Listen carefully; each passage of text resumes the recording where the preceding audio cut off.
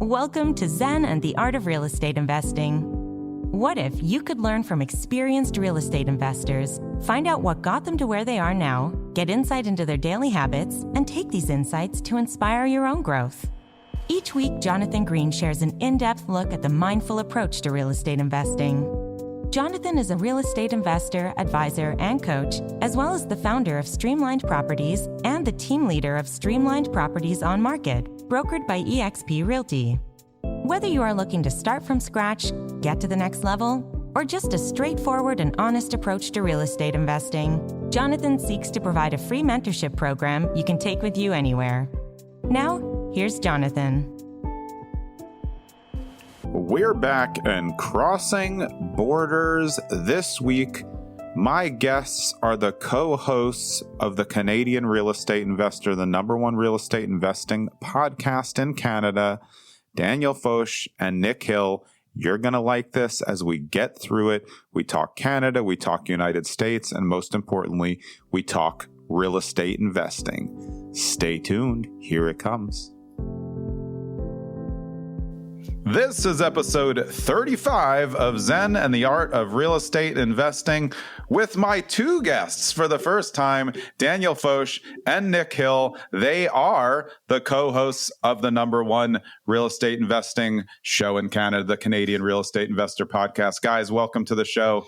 Nice to have you here. Yeah, thanks for having us. Yeah, it's an honor to be your first pair of guests as well. Yeah, I'm liking it. And I mean, your real estate investing podcast host. So I don't know if this thing's ever going to end. We may just be on here for 5-6 hours. We'll see what we can do. A couple real estate guys who love the sound of their own voice. I imagine we could ramble on forever if we had the chance. Yeah, we'll go full Joe Rogan style on this one and just go for 3-4 hours. No problem. Yeah, absolutely. So why don't we just get into individually? Let's just get into where your investment journey started, and then we'll see how it got you to the podcast and the other ancillary parts of real estate that you guys have been involved in. Daniel, let's hit you first. Okay, how did you get started in your investing voyage? Yeah, so I started real estate investing in university, actually. I got kicked out of student residence, and then I ended up being in a rental property within my second semester. And my parents had been in real estate investing for a while, so my dad was like, look, maybe we can figure something out where you can rent to other students and you sort of take that landlord relationship and any equity that we make in the property. So I really got a leg up, not going to lie. And that kind of gave me my start. But it was a really valuable learning experience because I was managing a student rental and a lot of the tenants were my friends, and I had to take people to court for damaging a property so it really gave me an understanding of the business of real estate and the customer service aspect, but also the grittiness of that customer service relationship in landlording. And then from there, I did a house hack on a primary residence and basically just started scaling a portfolio from there. And timing was a big thing in the Canadian real estate market. If you got in at the right time to 2015, 2016, there was a big equity wave that a lot of people, it's just coming to an end. A lot of people really rolled that into subsequent investments. And I did the same thing. So I bought a fourplex with an investor client of mine and started really going in and joint venturing on deals that clients were doing.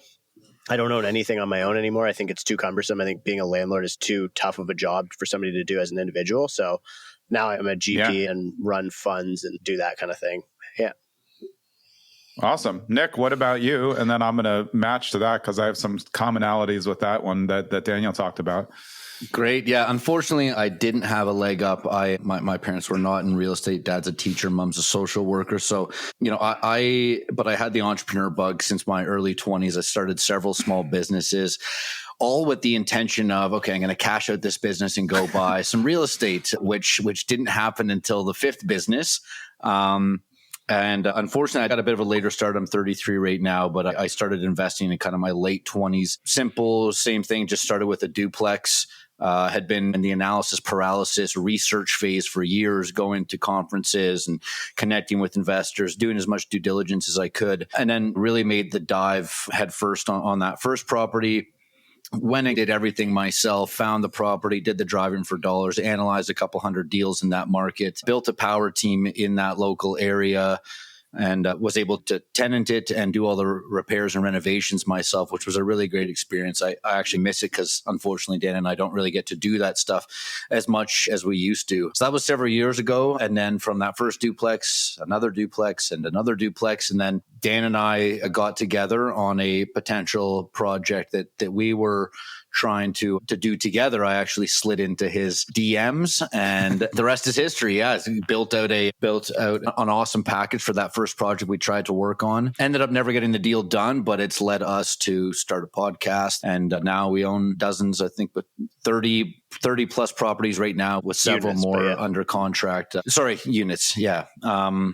So that's kind of it. Just a normal guy that just tried to go full real estate. And throughout that process, I realized that the financial aspect wasn't my strong suit. So I became a mortgage agent, which is the same as a loan officer down in the States, just to figure out that financing piece. I had a background in construction. So I really just wanted to become a very well-rounded real estate investor and just real estate person and professional in general.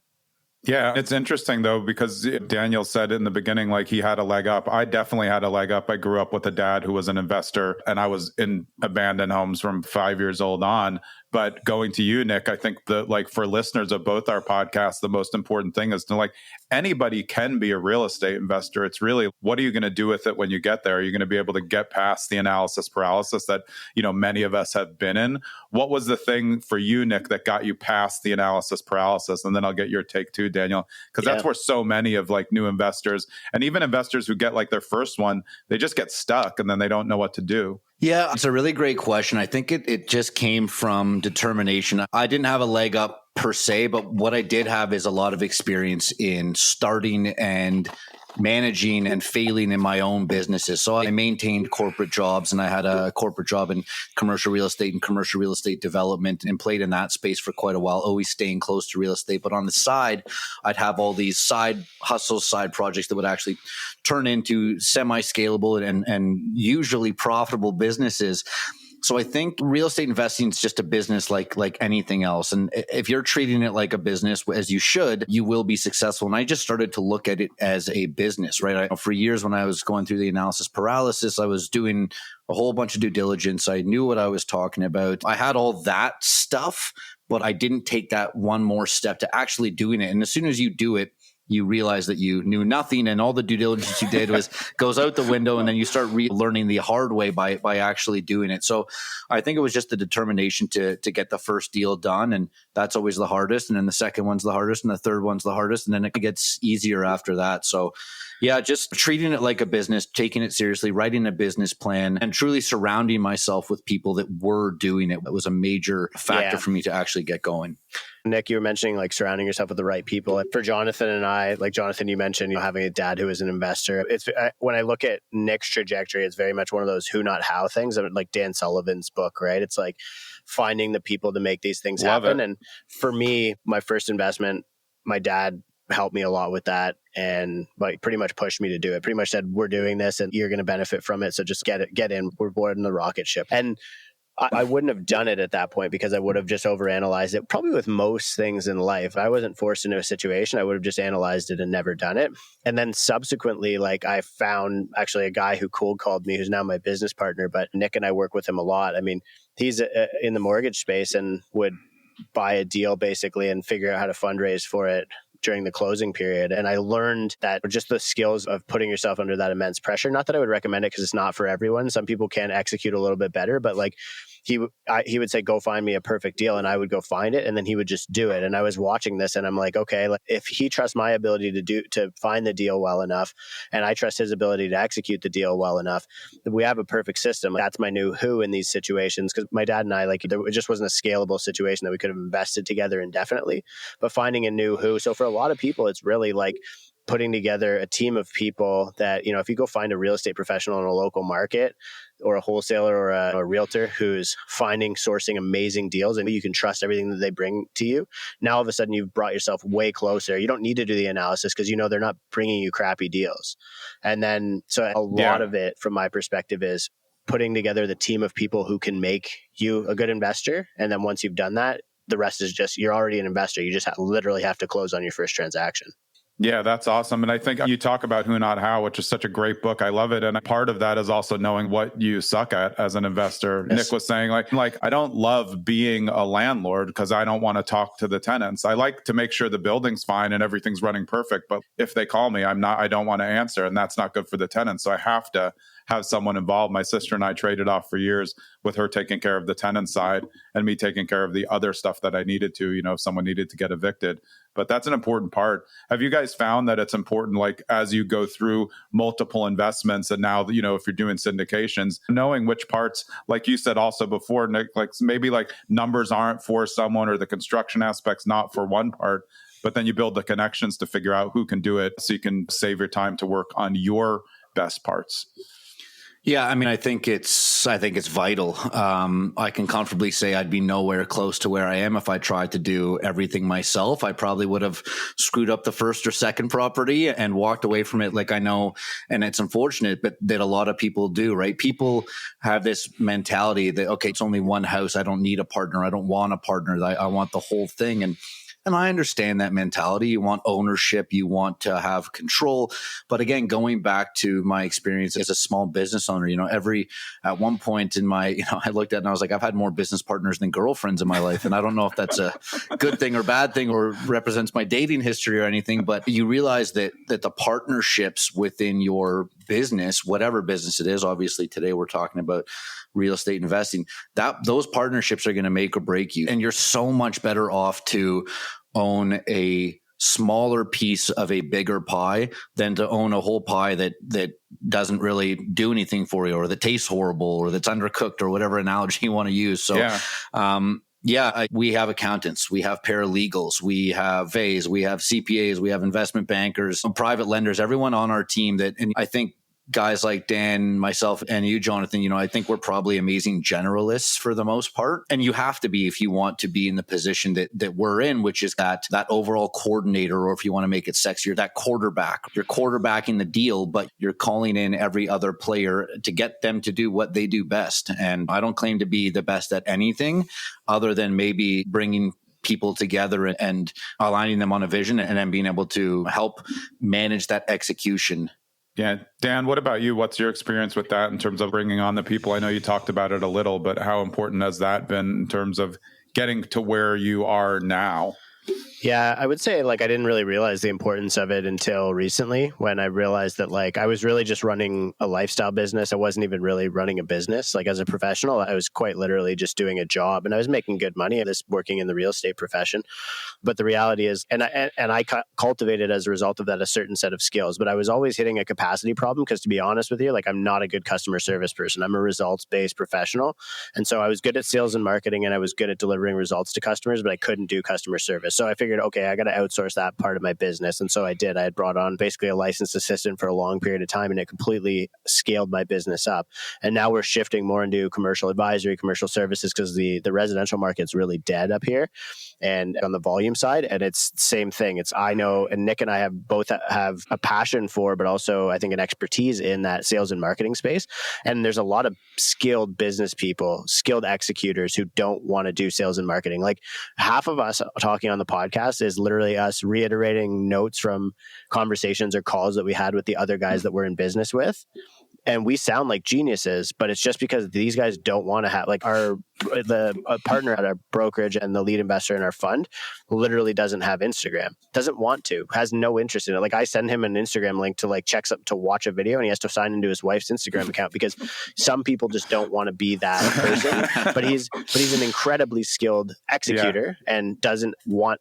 Probably could be really good at sales and marketing, has no interest in it. And so just focuses on, so it takes a long time to learn those. And this is really basic fundamental economics. Adam Smith talks about this in The Wealth of Nations. Specialization and division of labor. The sooner that you can figure out that's what you need to be doing as a professional within your organization, the faster you can scale it. So for me, it was as soon as I realized, do the stuff that I like and that I'm good at, let other people do the stuff that they like and that they're good at, and find those complementary skill sets. There's no redundancies in the organizations we're running. That's where, honestly, it was just a switch and everything just started growing from there.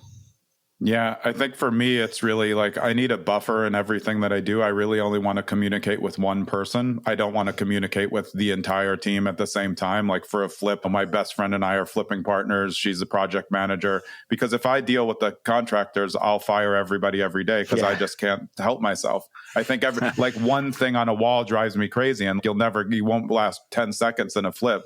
So when I was doing it on my own, I would be there all the time and always going crazy. And now I create buffers ahead of me so I don't have to freak out because I know my own personality. I'm trying to protect the asset and the job to make sure that it gets done instead of freaking out over nothing all the time. Smart. Yeah. I think you brought up a great point there, Jonathan, it's exactly what it is. Self-awareness, right? You've got to know who you are, what you like, what you don't like. And you've got to have and honestly, self-awareness comes from confidence, right? Admitting your mistakes, admitting you're wrong, admitting you're not that good at something, that comes from confidence. And that same confidence should allow you to also excel at what you are good at. Yeah. How did you guys get into the podcast? When did you start it? How did it start? And how's it gone so far? Because obviously it's the biggest investing show in Canada. So I'd love to talk about that as well. Yeah. Start us off, Dan. Yeah. So most people love in our position, love talking about real estate. The logical place to go is like doing the interviews and whatever it is. But now look at a show like yours, and we could never get to the number of reviews or listeners or the quality of guests that you have by doing interviews. I just think like it was a saturated market in the Canadian space, the interview style of real estate. So it's hard for us to get to the level that you're at doing this type of content.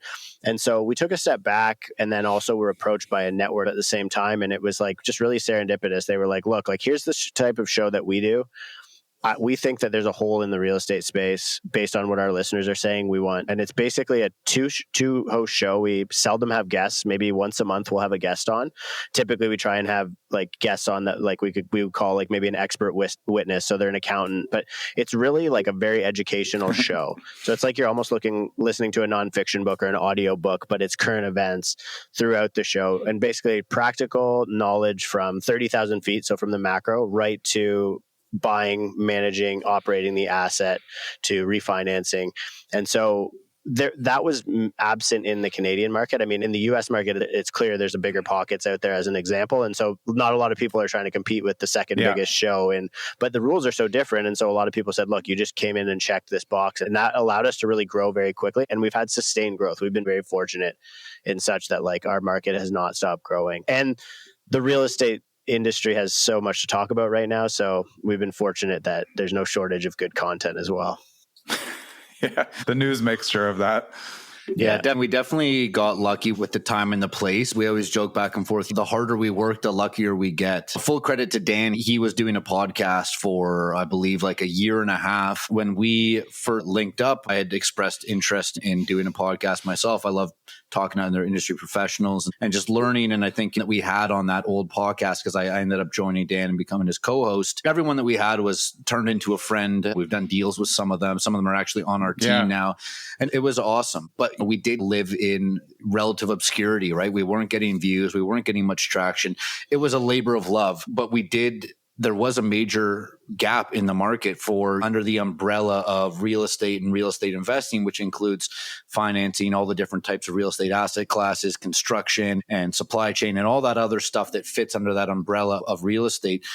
There was nothing there that gave us what we were looking for, almost like a real estate school, right? Yeah. So we just took it upon ourselves to let's try this different approach. The approach, it's obviously working very well. It's probably triple, if not more, the amount of work than the old podcast was, because we heavily research everything we speak about, right? Where we make sure that we're putting out data-driven material that people can rely on us for, whether it's sounding smart with an anecdote at the next cocktail party or literally learning how to build a portfolio, understanding each aspect of a BRRRR or what actually goes into project management. We try to talk about the stuff that most people glaze over to a certain extent.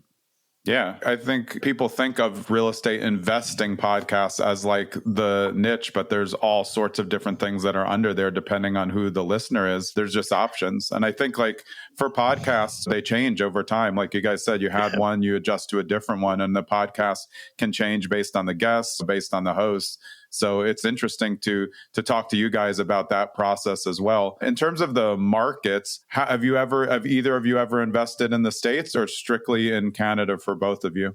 Yeah, so I've invested indirectly strictly as an LP or through like corps, or like private equity, but I've never been a direct investor in the States. I'm currently exploring with actually one of our listeners who lives on the border. So there's a lot of border cities, obviously, in Canada. So like Windsor, Ontario is right across the river from Detroit. Detroit's actually north of Windsor, which is hilarious. But anyway, I mean, we've been looking at potentially doing some deals in Detroit because he's pushing for an extra property in his portfolio and he just can't afford another one up here in Canada.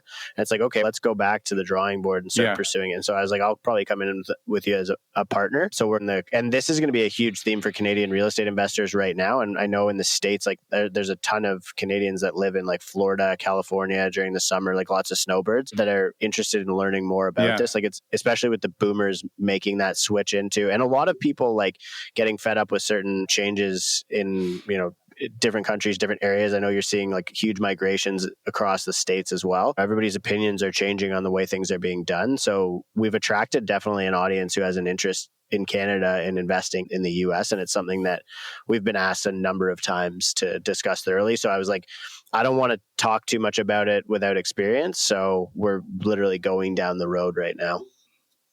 Yeah. Oh, awesome. What about you, Nick?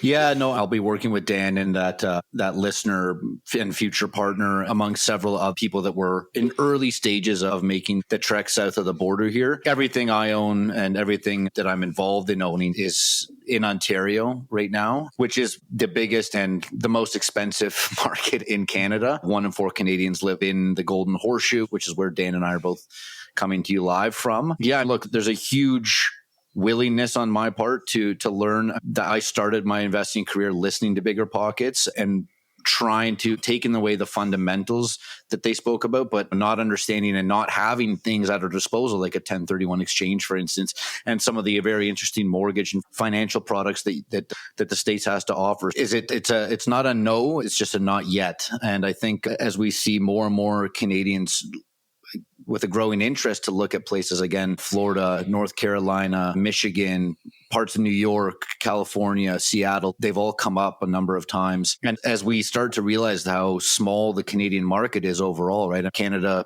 by population and GDP is smaller than California. There's only so much we can do here, right? There's only about 33 what we would consider semi-major markets. I don't know if a lot of them would be considered major markets if they were cities in the States, but we're going to run out of stuff to do up here sooner or later. Yeah, our sights are definitely set south of the border. Yeah, that's good. I mean, that also goes to something that we talked about too, building relationships. And that can obviously be across borders, across countries to understand new markets. To adapt to new markets, you have to build the connections. Like you said, you're going to build a team in those areas. And that comes from places like Bigger Pockets and your podcast and your listeners, because that's where you figure out you can build all these trust relationships. And I wish everybody would take those opportunities, listen to the podcast, connect with us when they can, and make sure you build that network, because that's what's going to get you to the other areas. You can't just stay in one spot, no matter where you live, your whole investing career. It's just, that's going to get boring anyway. At least it is to me. Yeah, totally. I think that's a common thing with a lot of investors, right? We always preach that when you're starting out, you have to remain laser focused, right? There's the shiny object syndrome that everyone talks about in real estate, self-storage, Airbnbs, medium-term rentals, duplexes, duplex conversions. They're all great, but you're never going to accomplish anything unless you can remain laser focused. However, if you've got 100 duplexes in the same town or city, you probably have hit that point where you're like, yeah, I can go do something else at this point, whether it's a villa in Costa Rica or a self-storage somewhere in the Midwest. But I think you have to get to a certain point before you can really spread your wings and dive into other markets and other asset classes. Today's episode of Zen and the Art of Real Estate Investing is actually brought to you by another podcast. It's called The Art of Agency, a launchpad for realtors. It's hosted by me, Jonathan Green, and Mallory Pasder, and it's coming at you soon. It's available now, the trailer edition, with more episodes dropping soon. So check it out everywhere you listen to podcasts. Yeah, from both of your point of views, I'll take you first, Dan. What do you think's wrong with the overall real estate investing world? There's a lot of things going on, and I think everybody in general is interested in investing, whether they say so or not, in real estate. But like the real estate investing world, the people in it are small. What have you guys seen that makes it harder for us to be good investors, or hard for newer investors to know what's real out there?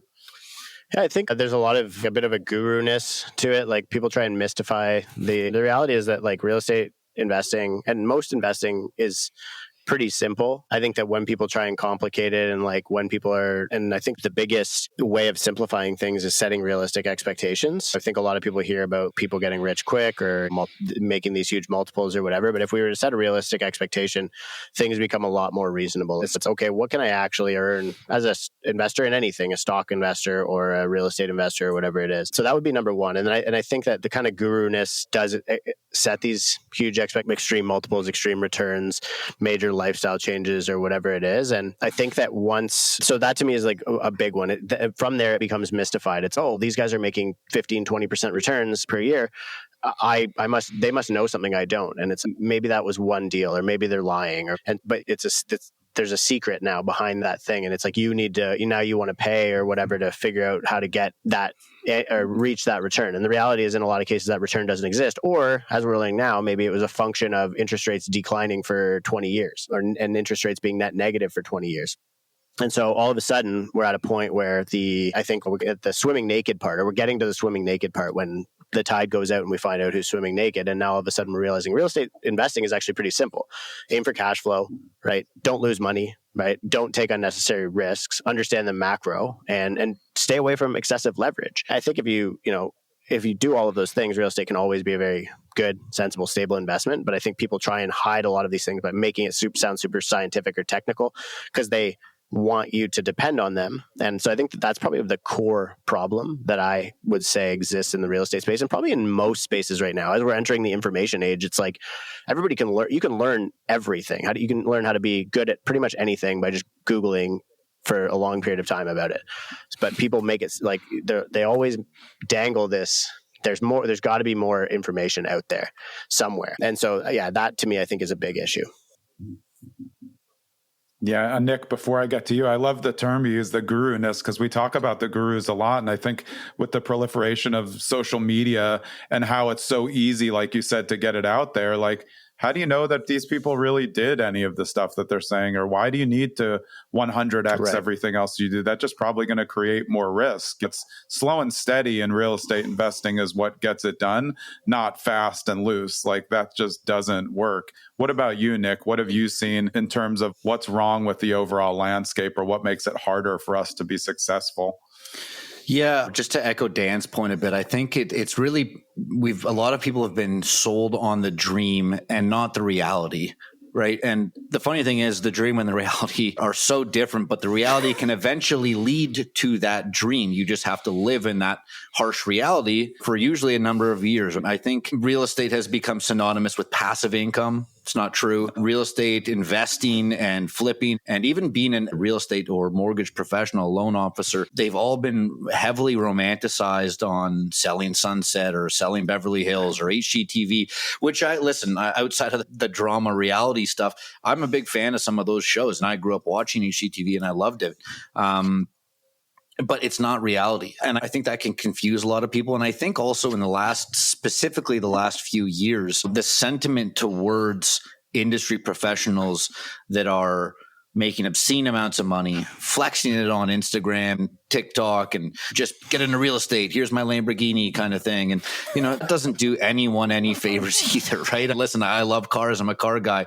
But if my realtor starts showing up in a Lamborghini, I'm like, what? You're making too much money. Also, maybe they're not making too much money, but maybe they've just over leveraged and bought that car and they don't even believe in the assets that they're selling, right? I want my realtor to own several investment properties, not a Lamborghini. If they can own several investment properties and a Lamborghini as well, that's fantastic. But I think it's just become again, the social media has done amazing things, right? We probably wouldn't be on this podcast if it wasn't for at least some forms of social media. And I can say that if you can seek out the right people on social media, it will 10x your results, because there's an amazing amount of free information out there. But you also have to be more careful than ever. And it's funny, I know this, and I see people that'll go and pay $5,000, $10,000, $25,000 for a real estate course, and then not buy a property in 2 years after. I think, again, people are being sold on the dream and not the reality. If you want to be a real estate investor, figure out how to buy a property as soon as possible, and you will become one very quickly.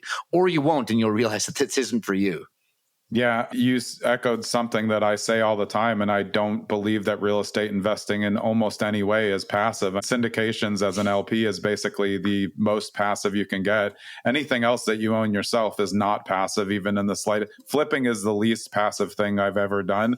Landlording is not passive at all. And if you want to have passive income as a landlord, you think that you're paying for the passivity by getting property management, but the property managers still have to check with you on a lot of the major things. So if you're being bothered all the time, that's not passive. Exactly. So it's like the fallacy that real estate is passive. But like you said, at a certain level, when you've accomplished so much and you have the doors and you own the doors, it can be quasi-passive. But I think when it gets to that point, we all like it so much that we just move up the ranks, like you guys have said earlier. Like you move yourself up to the glass box and have a team that's doing the other stuff. But the real estate itself is never going to be passive. It could burn down, it could blow away, a water leak could happen at any time.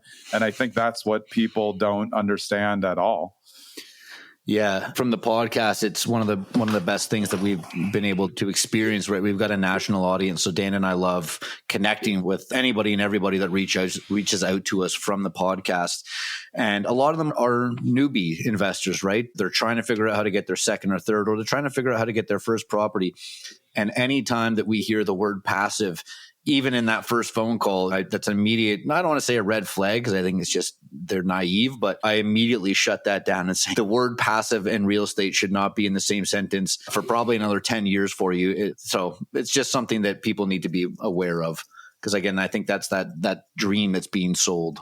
Yeah, I see that a lot with the how can I become an investor with no money, that type of push out there that like, hey, you can become a millionaire from no money. I mean, these things are possible, but that's not ideal. I don't feel like that's how investing works. If you're investing, you're taking something that you own and putting it in. Sometimes it's time, but that's a very, very small pin to thread through to become a millionaire in a year from having no money. Those things are more Instagram worthy, not necessarily correct. Dan, do you agree with that? Have you seen a lot of that? Make money quick in real estate just does not seem to be something that can really happen to me. Yeah, I think I don't think there really are any get-rich-quick schemes per se. I think real estate's very much a get-rich-slow scheme. And I think one of the challenges that people just don't really talk about is like, yeah, sure, there are ways to make a lot of money exceptionally quickly. The challenge is that there's a huge risk-return trade-off, and the risks are never disclosed. It's, oh, yeah, you can make a lot of money in this way. Just give me 20 grand. But you don't really realize the person that you're giving this money to, that you have, even just by giving money to some guru like that, you're taking a 90% chance that they're just going to disappear with the money. In most cases, the risk return trade-off is really what most people need to think about. And it just doesn't sound sexy or good enough to like be responsible and save your money and put it into, properly performing assets and slowly accumulate wealth. Nobody's going to sell a bunch of books or whatever courses or take your money as an LP selling that dream. I think you're getting into this new world of investing now that we're getting into the information age. And I look at like real estate Twitter and stuff like that, where people really are becoming very respectful or to investors who are exceptionally honest, ruthlessly honest, and really tell the truth. But there was really like a whole smoke and mirrors and salesmanship and high pressure in this industry, especially for a long period of time. I'm hoping we're kind of getting to the end of that right now. And I think the interest rate environment is healing things a little bit. But yeah, I would say totally. There's definitely a lot of that get rich quick stuff it's creating risk for a lot of market participants. Yeah, I mean, you talked before about the business first job, and I think that you can see that. I think if you're running a business, you can't be short term anyway. So you're not thinking get rich quick. You're thinking, how can I build this up? How can I build my brand? How can I build my assets? Versus, okay, let me just do one wholesale deal and try to make as much money as I can, and then I'm going to become an investor. Can that happen? Yes, but are there so many other risks, like you said? Yes, and all the risks, like Nick said before too, that you don't know about. And that's why it's so tough to be a brand new real estate investor. There's so much you don't know. I've been doing this for 30 years, and every time I flip a house, something else happens that I've never seen happen before. Every single time. No question about it. That's just the way that it goes. In terms of the books that you guys have read, because we've talked books a little bit, Nick, I know you talked about, of course, Rich Dad, Poor Dad, which is on a lot of our lists, but you also talked about Malcolm Gladwell's books. Are you talking Tipping Point in terms of the 10,000 hours that it takes to become like an expert in a field? And then I'll get to you, Dan. Yeah, for sure. Look, Dan's a better guy to ask about this. He's probably much better read than I am. I'm much more of a listener just because I'm always on the move. So I consume a ton of audiobooks and content like that. Obviously, it's super cliche to say a Rich Dad, Poor Dad, so I'm not even going to touch on that. But if you haven't read it, and I'm assuming probably all your listeners have, then, I've gone back and read it multiple times throughout the last several years, just as a little, you can read it in 2 days. It's a super easy book to pick up. The Malcolm Gladwell stuff, and I don't love reading about real estate books as much as I do consuming them via other platforms. Malcolm Gladwell and people that write in that style, I find the sentiment and consumer psychology and human psychology is extremely important as marketing sales guys, as podcast hosts, as someone that is, it's my job to interact and to build trust with people, whether it's through a mortgage, whether it's through them becoming a tenant of mine in a property, whether it's hopping on this and having this conversation with you. I find Malcolm Gladwell stuff fascinating. And yeah, especially the 10,000 hours, that really resonated with me when I first read it years ago. And I've really tried to dedicate certain elements that I want to be amazing at, such as this podcast, such as being a real estate investor. And I've tried to almost calculate how many more hours I have to go in some of those things. So yeah, that would be it for me. Dan, what about you? What books have had the greatest impact on you in terms of real estate investing or real estate mindset?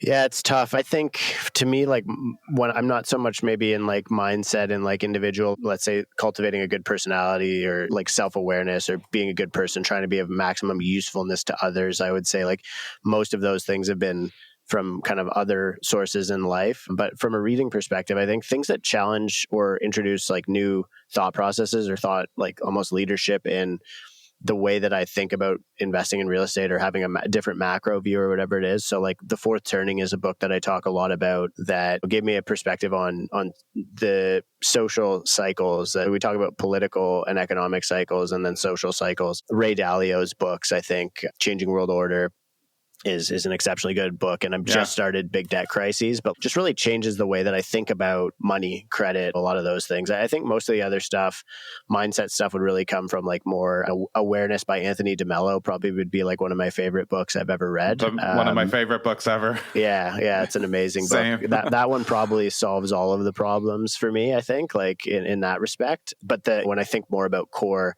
applicable skills to real estate, it would be like things that really change my macro view and make me think about things that I didn't realize were there before. And it's very similar to what awareness would do. It's just those are more internal. Those are things that you're seeing inside that weren't there, you didn't realize were there. Same thing, externally. Yeah. And I think from both our points of views, for all three of us as podcast hosts, it's what is so good about real estate investing podcasts. You can have all these different guests who come in with a different perspective each week and deliver an episode or each day, however often you record, and you can get a different view. You don't have to feel like you're stuck in just one part. Like you can learn something new. It's why when you look back at the history of Bigger Pockets, which we've talked about, you can go through there and just look at the topics and say, hey, today I want to learn about whatever apartment buildings, and just look up the apartment buildings one and listen to one.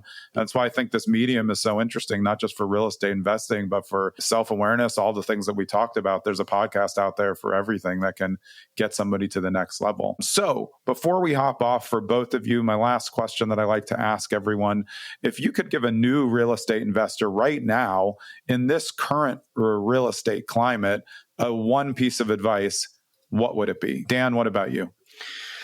I think the biggest thing is be patient, understand the macro. I guess it's not one piece of advice, but like I think probably make educated decisions would be the big one. And so that kind of encompasses everything. And what if I were to put sub points to that, it would be patient. You don't have to rush. Like the market's not binary up or down. There are flat periods in the market. And typically when you're seeing an unwinding of a credit cycle, that's what happens. Be patient and make sure you're looking for the right thing. Make an educated decision. Learn as much as you can so that you can do a good job. Because if you're doing it right, you should be holding this asset forever. Yeah, that's great. I think so many people, especially investors, new investors, get obsessed with market cycles. I don't even care what the market's doing because it's just about how I'm going to react to it. I can buy in any market because I can find deals in any market. So it's just about me understanding what the landscape looks like while I'm looking. How about you, Nick? One piece of advice for new or current real estate investors in this real estate climate? Yeah, look, I completely agree with both of your points. They're great. Something for me that I've sought out in every aspect of my life, whether in the corporate world, whether it's starting one of my businesses, and something I did early on in my real estate career and something I'm still doing day in and day out, is finding a mentor. I cannot stress how vitally important that is. A mentor will help you get to that first level. They'll help you get to that next level. And you'll always be looking for new mentors, right? That mentor that helped you buy your first duplex isn't going to be the same mentor that helps you buy that first apartment building. So just like Dan said, mentors aren't binary. You don't find one and stick with that person for the rest of your life. I'm sure you do too. You have a relationship with that person, but find mentors. So find people that are doing what you want to be doing better than you can do it right now, and make sure that you can add value to that person, because likely they're busy and probably fairly important and get a lot of requests for help. So if you want to find a mentor, find out how to add value to that person. Yeah, that's awesome. And it's so important. Like you said, if you're operating and you're always the smartest person in the room, you're never going to learn anything. I mean, get out of that room. Yeah. Go find a better room where people know more than you so you can scale up to their level. And then you go up, like you said, to another level. Okay. So tell us a little bit about where they can find the podcast, and then where our listeners can connect with you guys so they can follow your show as well, and you. Yeah, for sure. So the show is called the Canadian Real Estate Investor Podcast. Pretty easy to find, very self-descriptive title. And if you just search it, it's on all podcast platforms. My name's Daniel Foch, last name spelled F-O-C-H. So if you guys just Google me, you should be able to find me pretty easily, because my last name is an outlier. And usually Google will just give you whatever platform that you're most likely to click on. But I try and be active on everything. I'm on Twitter, I'm on TikTok, I'm on Instagram and YouTube, and those are the main ones. So you should be able to find me there if you want to send me a message or follow me. Always appreciated. Yeah, you'll likely find me. If you find Daniel, I won't be too far away. I'm a little less active, but I'm my buddy Nick on most of those platforms. The YouTube channel would be the same. And yeah, the podcast is on all the major stuff. So if you like the podcast, if you want to reach out to us, there's an email in each one of those show notes. And Dan and I do try to get back to anyone and all people that reach out, whether through DMs, because that's how magic can happen.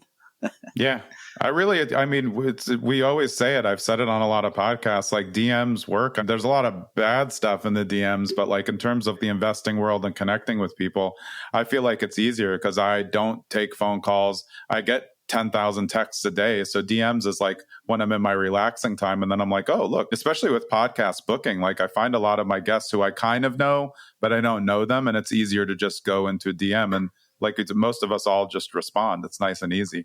Yeah, love it.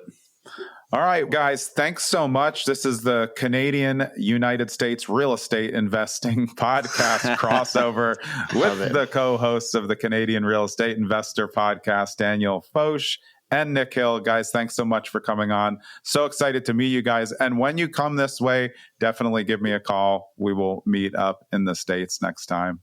Yeah, absolutely. You got it, man. Thanks so much for having us, Jonathan. Yeah. All right.